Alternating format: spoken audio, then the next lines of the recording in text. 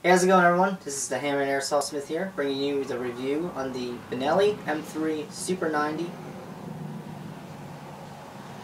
full version. It's the full-length, long version. With that said, there's different variants. There's a CQB version where the barrel is a lot shorter. There's a version where it's just a pistol grip, no stock. And there's another version where you can have the collapsible 6-point stock. There's all different kinds of variants. And they can all range between 55 to 70 USD. This one, even 6 years ago, was 60 bucks. So, yeah, with that said, because it was 6 years ago, it shows how well this shotgun can hold up. Alright, the shotgun shoots about 320 or 350 feet per second. I'm not quite sure. There is no adjustable hop up. The shotgun uses a shotgun shell style magazine. Holds 30 BBs and it's plastic. You push down this little nipple and you load it up. Holds 30 BBs, so that's 10 pumps because you're shooting 3 BBs out per shot.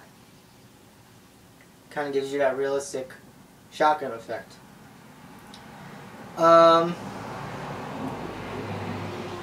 But I strongly suggest some of you guys, if you're regular viewers, you've probably already seen this coming. Do not fill the magazine with 30 BBs because it wears the magazine springs a little bit quicker.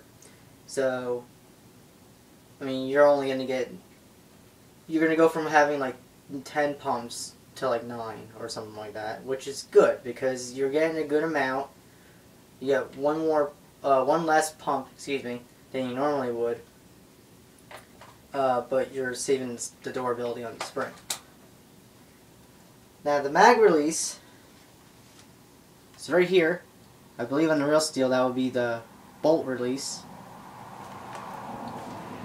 All you do is push that.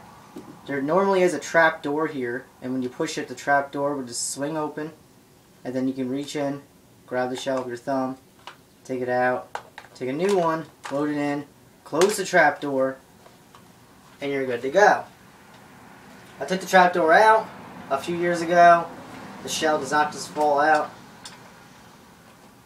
It only comes out if you push down the mag catch. The shotgun, like I said, it is dual mode. Now, on the real steel Benelli M3 Super 90, dual mode would be semi-automatic and pump action. Now, we both know what those are. Now, dual mode with this shotgun is instead of semi-automatic, it's slam fire, and of course, it's pump action. Slam fire is kind of like semi-automatic, kind of. We all know semi-automatic is one shot per pull the trigger, and you just keep pulling the trigger until the gun goes empty, reload, and go on. Slam fire is when you hold down the trigger, and when you pull the pump, every time the pump goes in the battery, it fires a shot. So you can sit there and keep pumping as you hold down the trigger, and you'll keep firing. So it's kind of, again, it's kind of like semi-automatic. Kind of. I don't use that word lightly. I'm not saying it is semi-automatic, obviously, because there's a different word for it. But that's a nice feature, though, because in the real steel, it kind of acts like the real steel. It's kind of realistic. I would not advise using the slam fire mode or whatever, because a lot of the internals are ABS and metal. So you got a lot of metal rubbing on ABS and vice versa, and then you're just more likely to wear the gun out. So that's a little warning. I mean, it hasn't happened to me. Mine still works, dual mode. Mine still works, you know, in general. But I just wouldn't advise using the slam fire. Now, when it comes to pump action, the pump is very stiff. So if you're not very muscly, you may have a hard time pumping the gun. But there's a way around it. If you're not very muscly, you could always grip the gun, like so. You hold the grip very tight with this hand, and you kind of push and force outward toward the front while holding the stock underneath your arm. Okay? And then you grip where the false fire selector switch is, this piece moving here. You grip that, and then you pump. So say you shoot, you pump, you shoot, you pump. Now this would be a good little setup too if you're going to use slam fire, because you can hold down the trigger and just keep pumping. Now obviously I'm not pumping the pump all the way back, because I don't want to load it up. I don't want to dry fire it quite yet. So there's that. So that's a little fair warning there. Now most of the gun is made out of, oh, before I continue onto that, the safety is here. It's one of those push button safeties. On this side you'll see it's on, at least hope you can see, it's on fire. It's really hard to see it. Excuse me, the stock's like bumping into the tripod here. But there's a red circle around that end part. It's, there you go, you can kind of see it.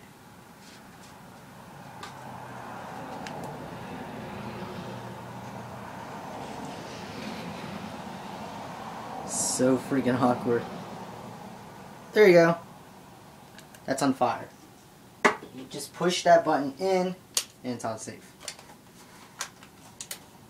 Okay. Now moving on.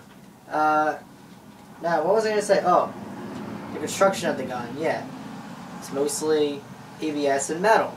So it's a fairly lightweight yet rugged or robust gun.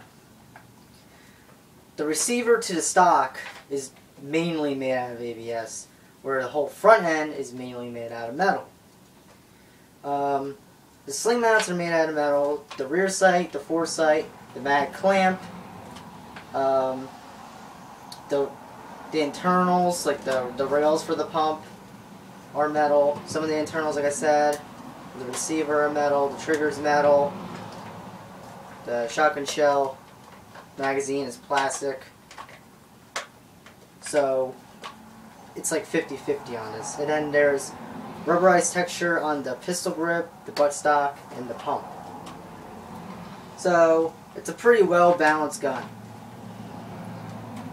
Now I'm not going to mention what website I got this gun from, because they kind of screwed me over. Well, they actually did screw me over. I actually did not order this gun. They sent me this gun.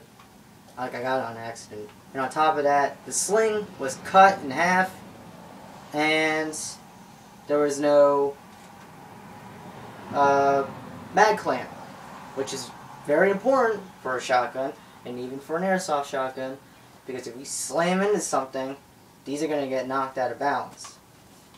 So, why they did that to me, I'll never know to this day, and it happened, like I said, 6 years ago. I don't know what happened. I didn't send it back because I had already spent my money on the damn gun. So, what do you do then? You're kind of screwed. But anyways, going back to the sights real quick. They are white dot sights. There's a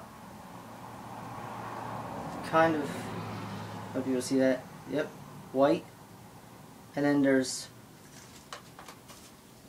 one white dot. This is going to be real awkward, but I'm going to try it anyway. There's white on the back of that forward sight there. So, there's that. I don't have very many gripes with this gun. I mean, it's a very good gun. It has cracked in some spots.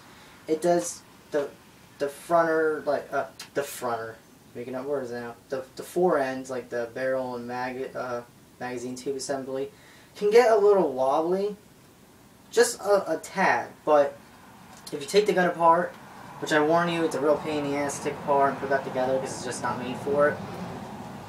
You have to put like an O-ring, or something to fill in a little gap, because eventually this gets worn in. It just gets loose from you pumping, because when you pump, you don't realize it, but you're pulling this section down. You don't realize it, but you're doing that. And at the same time, when you have the stock up against your shoulder when you're firing, or just when you're pumping or whatever, more when you're pumping, your grip is pulling the stock and pistol grip down, so you're actually loosening the connection between the receiver and the stock here. So every now and then you're going to have to try and tighten that up, whatever. Like I said, I mean, 6 years, I mean, it's not even that bad. It's really not. It's like no flex at all onto it. It's very lightweight, very easy to use. I mean, like I said, the pump is a little stiff, but if just from pumping it without really using, or even using the technique I showed you, this one where you kind of grip it real tight here and you pump, you'll get a little bit of a workout. So whatever arm you're pumping this with is going to get stronger and it won't feel as stiff, because this feels a lot lighter than it used to be. Now I'm going to give you a quick little demonstration about the firing modes. Now this is empty.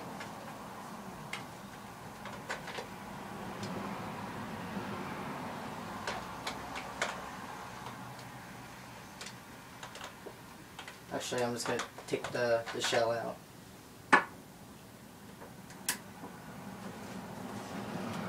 Now I'm just going to show you just the pump action. Has a nice crisp, obvious, positive click to it when you pump it. Safety is off. It's empty. Okay. Now, here is dual mode. I'm holding in the trigger. My arms are a little short, so I have to hold it kind of odd. See how that works? Like I said, I wouldn't advise it. I've barely ever done it with my gun, so that's why I was able to just show you guys to demonstrate. So there's that. Also, like I said, this is a false selector switch. That's plastic. I don't know if I mentioned that earlier. But yeah, overall, very, very solid gun. Like I said, it's very hard to recommend things, because you can't just recommend a shotgun to everybody. You can't just recommend an assault rifle to everybody, or a machine gun, or a grenade launcher, or a pistol to everybody, because everybody has their own taste. Some people only like shotguns, some people only like rifles or whatever.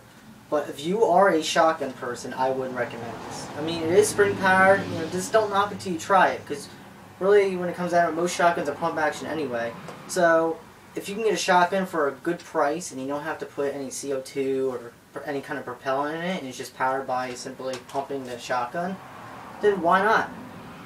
And the longer version actually does give you a little more range with the grouping, because you do have the inner barrel here that ends here and begins here.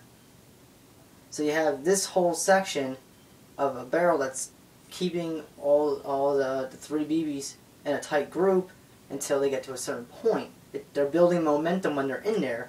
They're keeping together, and then when they hit a certain range, that's when they start spreading. Let's say there's the Benelli M3 Super 90. It's probably effective at about 95 to 100 feet. And that's even when the BBs are more spread out, which gives you a higher chance of hitting your target. Because, let's face it, most games, you get hit once, you call a hit and you're out. Well, if you got 3 BBs coming out after one target, that increases your chances of getting that person out. Now imagine if you're in CQB, and then you have that slam fire, you're going to do pretty well. But like I said, I wouldn't suggest using the slam fire. Okay, thanks a lot, guys. Thanks a lot for watching. Now you can purchase this gun on like e-bike or Airsoft GI, maybe even Red Wolf, I believe it's called. I barely ever go on there.